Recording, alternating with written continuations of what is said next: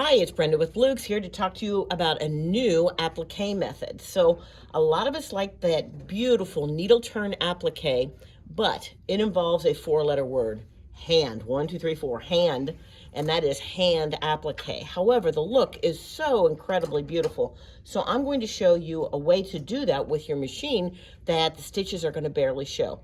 The secret all starts with the type of thread. So this is 100 weight thread. Very, very gossamer, I just wanted to use the word gossamer thin thread. So it's not going to show. Now, the next step is the stitch that we use for this applique. And it's a non-traditional stitch. I'm going over to my utility stitch menu. All of your machines have this stitch. And it is a blind hem stitch. I'm going to take this blind hem stitch, which looks like peaks and valleys. I'm going to reverse it. So the peaks are on the left-hand side. I'm going to scale that peak down so it is very narrow bite, okay? Now, the other thing that I'm going to do is I've got my pseudo applique. It looks like needle turn applique, right? We've got a fold here where that's been turned under.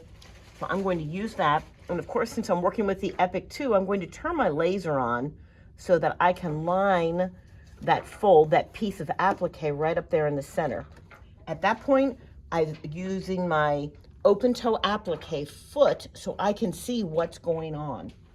So we're going to get this started, and I'm going to drop my foot into gear, and we are off to the races.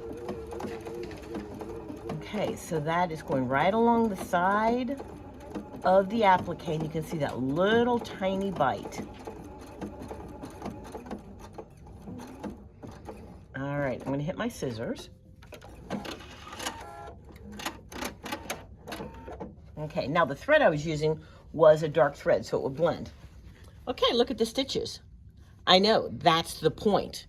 You can't see the stitches. So where my stitches start are right here, and I'm bringing it up close, but you can barely see it. So the travel, as I call it, which is right along the fold of the project, okay, the travel is right on the fold, and there's the tiniest little bite. Let's look on the other side.